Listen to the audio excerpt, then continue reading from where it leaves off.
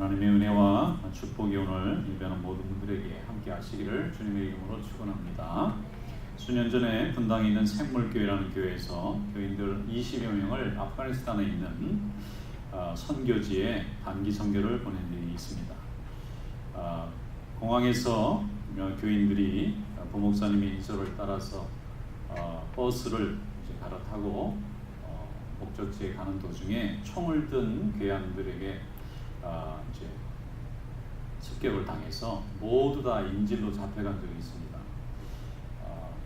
고국의 뉴스뿐만 아니라 세계 모든 뉴스에서 방영이 되었는데, 거기에 잡혀간 사람들이 이제 인질이 돼서 우리 고국의 정부에 몸값을 요구하게 되었는데, 빨리 주질 않으니까 인솔했던 부목사님을 총으로 사살했고, 두 번째는 그 중에 교회 다녀서 세례받은 지 얼마 안 된 청년이 한 분 있었어요. 아무도 예수 믿는 집이 아닌데 이 청년 하나가 예수를 믿고 은혜를 받아서 처음 선교를 간다니까 이분이 따라 나섰어요. 근데 그 청년을 또 사살했어요.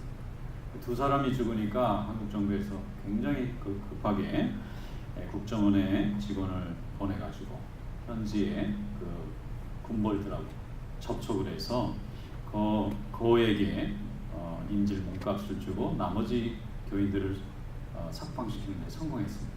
그래서 한국으로 데려왔는데, 그 후에 이제 이 금액이 너무 큰 금액이라서 정부에서 청문회를 다 할 정도로, 그 뒤에 이제 선교여행을 갈 때 정부의 허락이 없이 갔다가 인질이 되는 일을 막기 위해서 요즘 많이 고민을 합니다. 그런데 국가의 존재 이유는 국민의 생명과 재산을 지키는 거기 때문에, 우리 대한민국 국적을 가진 국민이 해외에 나가서 인질이 되면 국가는 어떤 수단을 동원해서라도 구해오는 것이 맞다. 그래서 이제 잘 해결이 되고, 지금도 많은 교회가 선교여행 다닐 때 현지에 가서 인질이 되거나 혹은 무슨 테러를 당하지 않도록 굉장히 주의하는 훈련을 많이 받고 출발을 합니다. 여러분, 그것이 우리 한국 기독교가 이슬람의 세계와 만났던 첫 번째 경험이에요. 온 국민이 놀랄 정도로. 꽤 오래전 일이지만은 아직도 생생합니다. 그때의 전국에 있는 모든 교회가 자꾸 인질이 하루 지나면 자꾸 죽어가니까 모든 교회가 주일 예배 때에 합심 기도하기로 작정해서 교파를 초월하고 지역을 초월하고 고국교회와 이민교회와 해외 모든 우리 한국 민족들이 세운 교회들은 인질들이 다 그렇게 하나 차례차례 죽어가면 어떡하겠어요. 그래서 열심히 기도했습니다. 정말 눈물로 기도했어요. 저희도 여기서 기도했습니다. 그런데 그 다음날 기쁜 소식이 뉴스에 나오더라고요. 다 무사히 안전하게 나머지 인질들은 더 이상 죽은 사람 없이 잘 돌아왔다. 그래서 그때 정말 기도의 능력을 경험했어요. 여러분, 하나님은 지금도 우리와 함께 하시는 줄로 믿습니다. 기도는 능력이 있습니다. 그리고 하나님을 하게 이루게 합니다. 하나님의 영광이 나타나게 합니다. 그리고 하나님께서 우리의 생명을 지키고 우리의 모든 삶을 지켜나갈 때에 합심해서 기도하는 자들의 기도를 들으십니다. 그래서 우리 믿음의 사람들은 기도로 세상을 이루어가는 하나님의 뜻에 쓰임받는 것입니다. 그래서 복음을 들고 세상을 나가는 사람은 어느 곳이든지 위험이 도사리고 있고 어느 곳이든지 환난이 기다리지만은 하나님이 우리와 함께 하시기 때문에 주님의 일을 힘있게 감당하게 될 줄로 믿습니다. 그래서 기도하는 자가 믿음으로 세상을 이기는 것입니다. 기도하는 자가 곳곳에 죽어가는 생명들에게 복음을 전할 때에 기도하는 자가 하나님께 쓰임받는 그런 축복이 있는 줄로 믿습니다. 그러므로 하나님의 역사를 이룰 때 여러분 합심해서 하나님 앞에 기쁨으로 기도하는 성도 될 수 있기를 주님의 이름으로 축원합니다. 지금도 세상에는 환난과 위험이 많습니다. 우리는 기독교의 국가고 또 우리 고국도 그렇고, 그래서 어느 곳에 있든지 예수 믿는 사람들은 다 보호해주고 자유를 주지만은 이 국가의 이 울타리만 넘어가면 어디든지 예수 믿는 것 때문에 테러 당할 수도 있고 순교당할 수도 있고 목숨을 잃을 수도 있습니다. 예수를 믿는다는 이유 그 한 가지로 아무 원한 관계나 이해관계가 없는데도 목숨을 잃어버리거나 환난을 당할 수 있습니다. 이것은 우리가 하나님의 복음을 들고 세상에 나갈 때 세상이 우리를 싫어하기 때문에 그렇게 된다고 주님께서 분명히 말씀해 주셨습니다. 그런데 이것을 이기는 길은 우리의 혈과 우리의 육으로 하는 것이 아니고 하나님이 주시는 기도로 이 일을 해결해 나가는 것인 줄로 믿습니다. 그러므로 기도하면서 해나가면 하나님께서 우리를 보호하시고 지키시고 하나님의 일을 잘할 수 있도록 인도하시는 겁니다. 오늘 본문 말씀에 보면 초대교회도 그런 어려움을 겪고 있습니다. 그들의 지도자였던 야고보 사도가 잡혀가고 그 다음에는 베드로 사도가 잡혀갔습니다. 그들은 잡혀가서 야고보가 먼저 목숨을 잃었습니다. 너무 놀란 교회가 열심히 기도할 때에 베드로를 하나님께서 그 성도들의 기도를 들으시고 탈출시켜 주셨습니다. 이게 하나님께서 하시는 역사입니다. 다 같이 성경 말씀, 오늘 본문 말씀 열어보겠습니다. 사도행전 12장 1절에서 5절 말씀입니다. 다 같이 읽어보겠습니다. 그때에 헤롯 왕이 손을 들어 교회 중에서 몇 사람을 헤아려 하여 요한의 형제 야고보를 칼로 죽이니 유대인들이 이를 기뻐하는 것을 보고 베드로도 잡으려 할세 때는 무교절 기간이라 잡음에 오게 가두어 군인 4씩인데 패에 맡겨 지키고 6월절 후에 백성 앞에 끌어내고자 하더라. 이에 베드로는 옥에 갇혔고 교회는 그를 위하여 간절히 하나님께 기도하더라. 아멘. 초대교회가 성령의 충만한 은혜를 받아서 부흥의 역사가 일어났습니다. 성령 충만함을 받은 사람들이 담대하게 복음을 전할 때 많은 이들이 주님께 돌아왔고 허다한 제사장의 무리, 지식인들의 무리들까지 예수님을 믿겠다고 다 주님께 왔어요. 그래서 점점 교회가 부흥했습니다. 수천 명, 수만 명의 많은 사람들이 예수 믿기 위해서 교회에 몰려들었어요. 이렇게 되자 유대인들의 미움은 더 커졌습니다. 교회가 부흥하면 부흥할수록 교회를 싫어하는 자들의 미움은 정말 너무너무 커져서 교인들이 감당할 수 없을 정도로 미움이 커졌습니다. 이때 유대인들의 환심을 사기 위해서 권력을 잡았던 왕인 헤롯 왕이 유대인들의 마음을 얻기 위해서 기독교인들을 박해하는 정책을 쓰기 시작했습니다. 그래서 야고보를 잡아갔습니다. 그리고 즉시 처형했습니다. 교회도 예상하지 못했고 설마 잡아가는데 목숨을 빼앗을까 생각하고 방심하던 차에 그만 야고보가 죽었습니다. 그리고 나서 또 유대인들이 그렇게 좋아하는 것을 보고 이번에는 베드로를 잡아갔습니다. 그리고는 잔치가 끝나고 나면 죽이려고 감옥에 가둬놨는데 16명이 지키고 있어요. 아무도 도망갈 수 없도록 쇠사슬로 서로 다 묶어놨습니다. 교회는 하나님 앞에 그제서야 간절히 기도하기 시작했습니다. 야고보가 잡혀갔을 때도 기도했겠지만 설마 죽일까 생각하고 좀 안이하게 기도했는지 모르겠어요. 그런데 야고보가 죽고 나서 이번에 베드로가 죽는 것을 보고 교회가 깜짝 놀랐습니다. 이렇게 잡아가기 시작하면 12사도도 다 죽을 뿐만 아니라 7집사도 다 죽고 차례차례 교인들은 목숨을 보장할 길이 없어요. 하나님이 지켜주시지 않은 베드로의 생명은 경각에 달렸습니다. 그래서 교인들은 그때 다 교회에 모였습니다. 그때는 교회 건물이 있는 시절이 아니라 자기 집이 큰 교인이 자기 집을 열어놓으면 거기서 날마다 떡을 떼면서 주일마다 예배를 드리는 구조로 되어 있었습니다. 거기에 마가의 다락방이 있었던 마가의 집에 그 집의 주인이 마가의 어머니 마리아라는 분인데 그분이 예수님을 너무 좋아했던 분이에요. 근데 사도들이 거기 와서 성령 받고 거기서 하나님의 역사가 일어났는데 그 자리가 교회가 되었습니다. 그래서 많은 사람들이 모여서 합심해서 열심히 기도했습니다. 문을 걸어 잠그고 열심히 기도했어요. 그때 하나님께서 감옥에 갇혀있는 베드로를 천사를 보내서 깨웠습니다. 그리고는 쇠사슬이 풀어지게 하고 아무도 그를 알아볼 수 없게 해서 문 밖으로 내놨어요. 베드로도 나가면서 이게 꿈인지 생신인지 구분이 안 될 정도로 하나님께서 역사하셨어요. 그리고 그는 자기 교인들이 있는 마간의 집에 찾아가서 문을 두드립니다. 여러분, 하나님께서 함께 하셔서 베드로가 탈출해서 하나님의 일을 계속할 수 있도록 그의 생명을 하나님이 지켜주신 줄로 믿습니다. 간절히 교회가 깨어 기도하니까 하나님께서 기적같은 역사를 이루어서 하나님의 종이 목숨을 유지하고 하나님의 일을 계속하고 중단되지 않도록 하나님이 역사하신 줄로 믿습니다. 한 번은 예수님께서 제자들과 함께 길을 가실 때에 야고보와 요한의 어머니가 와서 예수님에게 부탁을 하였습니다. 야고보와 요한은 예수님하고는 가족으로 보면 조금 먼 친척벌 됩니다. 그런데 그 집안의 어른 되시는 분이 이제 예수님에게 찾아와서 예수님, 주님의 나라가 임하실 때 내 자식 야고보와 요한을 오른쪽에 왼쪽에 올려주십시오. 그랬더니 이 말을 듣고 나머지 제자들이 화가 났어요. 아니, 고생은 다 같이 했는데 어떻게 어머니 백을 써가지고 저렇게 높은 자리를 다 미리 보장받을 수 있을까?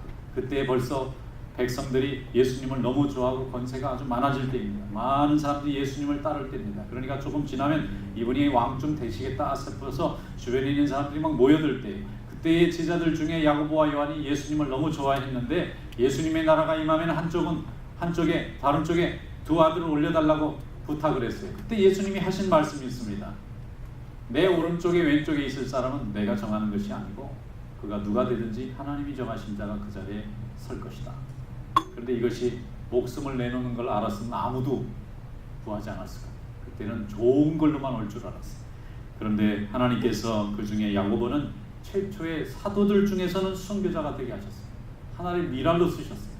그리고 요한은 사도들 중에서 제일 오래 살아남게 하셨어요. 90이 넘도록 사랑의 사도가 되어서 세상에 교회가 많이 세워지고 많은 사람들이 구원하는 역사를 다 보고 눈을 감게 하셨습니다. 베드로는 하나님께서 쓰시고자 하는 귀한 종이었어요. 그래서 베드로와 야고보, 요한은 12제자들 중에서도 항상 예수님이 중요할 때는 따로 데리고 다녔습니다. 변화산에 갈 때도 세 제자만 떼어가고, 중요한 일이 있을 때 야이로의 집에 갈 때도 셋을 따로 떼어서 갔습니다. 그리고 항상 중요한 일이 있을 때 세 제자가 예수님 곁을 따라다녔어요. 그래서 12제자 중에서는 이 야고보와 요한과 베드로가 매우 중요한 사람이었습니다. 그런데 하나님께서는 그 중에 예수님의 가장 사랑을 많이 받았던 3명의 제자 중에 야고보는 첫 순교자의 열매가 되게 하셨고, 요한은 가장 오랫동안 세상의 교회가 이루어질 때 하나님의 말씀을 증거하는 자가 되었고, 베드로는 곳곳마다 교회의 머리가 되어서 사람들을 이끌어가는 리더의 역할을 맡겨주셨습니다. 그래서 베드로는 나중에 로마 교회까지 가서 로마 교회의 중심이 되는 그런 축복의 삶을 살게 된 줄로 믿습니다. 그래서 베드로는 살아야 되는 거예요. 그런데 이 사람이 살아야 되겠는데, 이 사람이 헤롯에게 잡혀서 죽으면 안 되겠는데, 교회가 그때에 깨어서 열심히 합심하여 간절히 기도하였습니다. 하나님은 베드로를 그 모든 사망의 권세로부터 건져내시고, 그로 하여금 로마까지 가게 하시고, 세상의 모든 사람들이 복음을 전할 때 쓰임받는 일꾼으로 만들어주신 줄로 믿습니다. 그래서 기도는 우리 성도들의 호흡이고, 동시에 기도는 하나님이 원하시는 뜻을 이룰 때 우리가 쓰임받는 귀중한 통로이며, 기도는 하나님께서 하나님의 일을 이룰 때 기적을 일으키는 열쇠가 되는 줄로 믿습니다. 기도하지 않으고는 믿음을 세워갈 수 없고, 기도하지 않고는 하나님의 역사가 이루어지지 못합니다. 여러분, 기도함으로 인해서 하나님의 역사를 이루는 귀한 종들이 되시기를 주님의 이름으로 축원합니다. 데살로니가전서 5장 16절에서 18절에 말씀하기를 항상 기뻐하라, 쉬지 말고 기도하라, 범사에 감사하라, 이는 그리스도 예수 안에서 너희를 향하신 하나님의 뜻이니라 말씀했습니다. 하나님이 원하시는 뜻은 뭔가 하면 우리가 항상 기뻐하는 겁니다. 기뻐할 수 없지만은 기쁨을 잃지 않는 것입니다. 그리고 항상 쉬지 말고 기도하는 것입니다. 쉬지 말고 기도한다는 것은 우리의 생각이 세속을 향해서 흘러가지 않고, 또 인간을 향해서 흘러가지 않고, 하나님의 나라를 항상 생각하고 묵상하고 주님의 일을 날마다 생각하면서 기도하는 것입니다. 우리는 기도를 통해서 오늘 하루를 열어가고, 기도를 통해서 한 1년을 열어가고, 기도를 통해서 우리의 소원을 하나님 안에서 성취하는 삶을 사는 삶인 줄로 믿습니다. 그리고 범사에 감사하는 것입니다. 기뻐하고 기도하고 감사하면 하나님이 우리를 귀하게 쓰십니다. 그런데 기뻐하지도 않고 기도도 막히고 감사도 없으면 우리는 주님의 일에 전혀 도움이 되지 않습니다. 여러분, 항상 감사하는 성도 되시길 축원합니다. 좋을 때도 감사하고, 또 불편할 때도 감사하고, 얻어도 감사하고, 잃어버려도 감사하세요. 하나님은 감사하는 자에게는 항상 선한 길을 예비하십니다. 근데 내가 원하는 걸 주실 때는 감사하고, 내가 원하는 게 이루어지지 않으면 불평하게 되면 하나님의 뜻을 이룰 수가 없습니다. 하나님은 우리가 가지고 있는 답이 하나라면 그분은 10개도 넘게 가지고 있어요. 하나만 답이 아닙니다. 여러 개가 답입니다. 주님의 뜻은 항상 선하고 항상 우리에게 복된 길을 열어주십니다. 그러므로 우리가 감사하고 기도하고 기뻐하라는 것입니다. 그러면 하나님의 영광에 참여하는 종이 될 줄로 믿습니다. 그러므로 환난과 어려움이 있을 때 성도는 한 마음이 되는 것이 중요합니다. 마음이 하나가 되어서 하나님 앞에 기도하면 그 마음을 구하는 성도의 마음을 헤아리시고, 주님께서 우리의 뜻을 열어주시고 우리와 동행하시고 우리를 축복 가운데 인도해 주실 줄로 믿습니다. 우리가 간절히 구하는 것은 내 뜻이 아닙니다. 내 뜻을 구하면 나 혼자 구하면 됩니다. 그러나 우리 성도들의 뜻은 주님의 뜻입니다.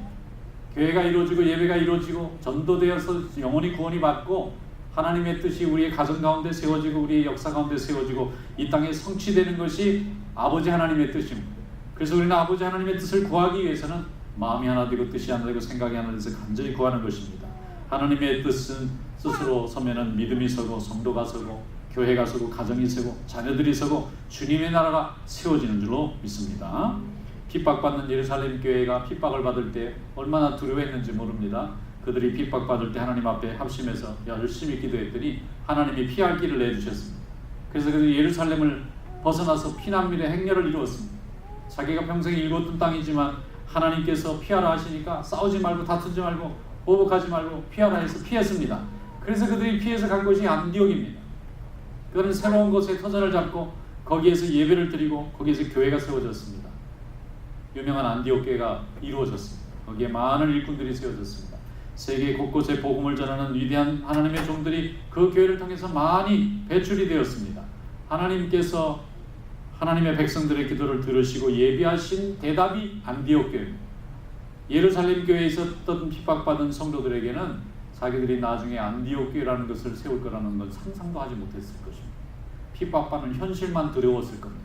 그리고 하나님의 뜻이 어디 있는지 알 수 없어서 두려워했을 것입니다. 그러나 그들은 주님이 가르쳐 주시는 대로 기쁨을 잃지 않고 감사를 잃어버리지 않고 열심히 기도했습니다.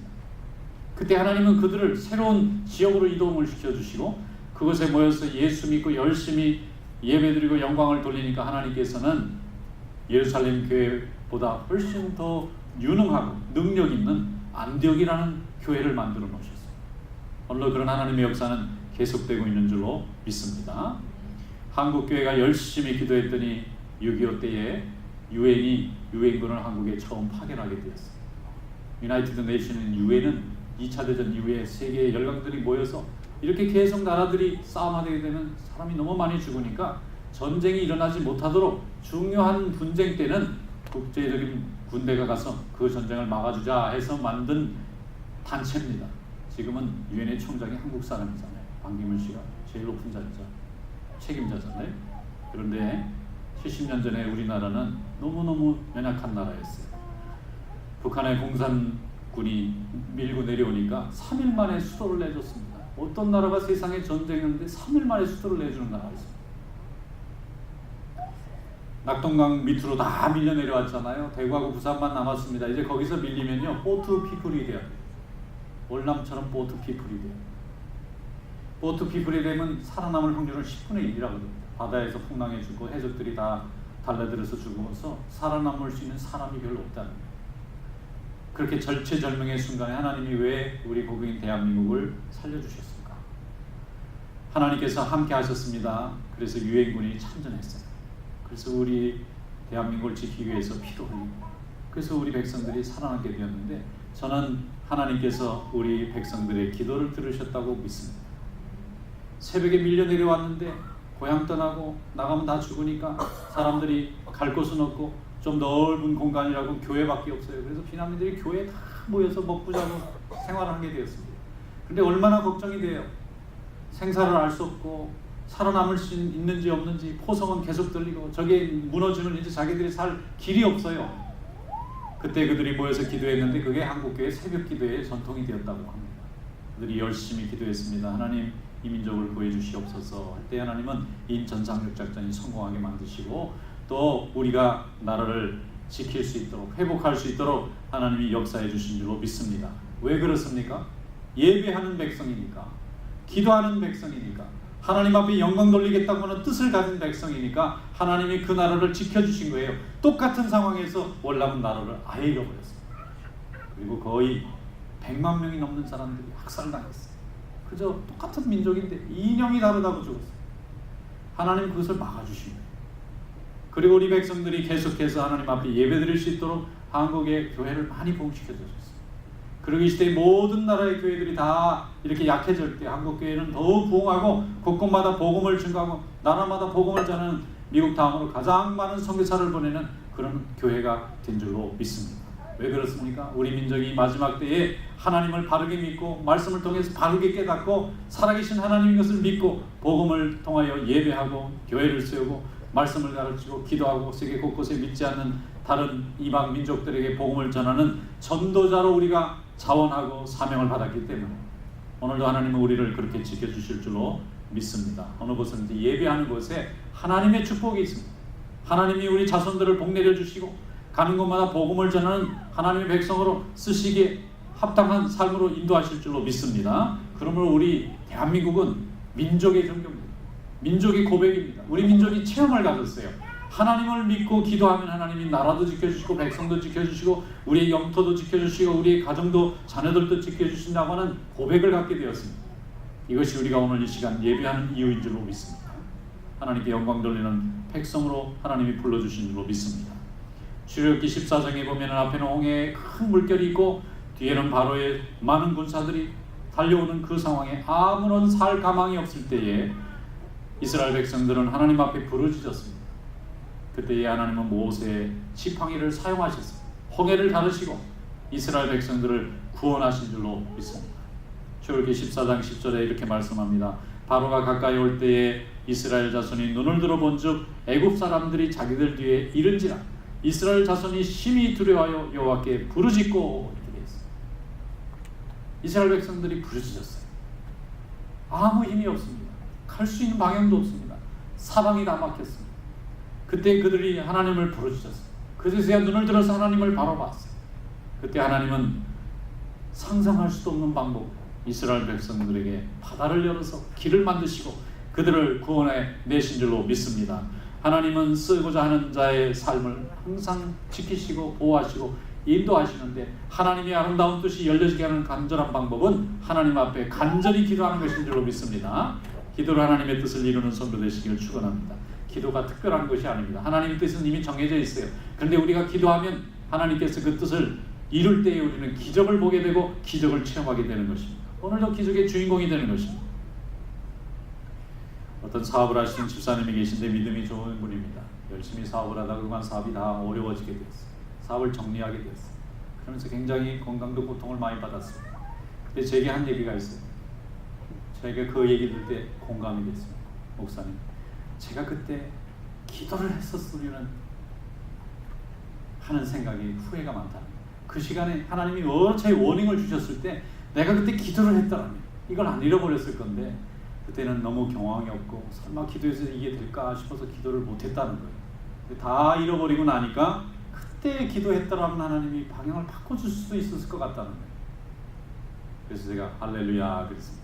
잃은 거는 많았지만 믿음은 하나님이 세워주셨어요. 그리고 그분이 다시 사업을 해서 이번엔 또 잘했습니다. 항상 이분은 기도합니다.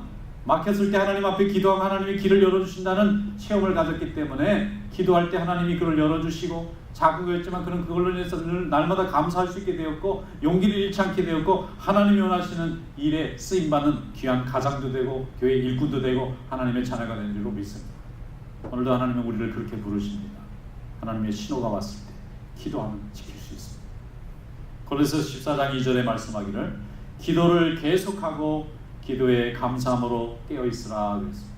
항상 기도에 깨어있는 성도 되시길 축원합니다. 주님은 우리에게 기도하기를 원하세요.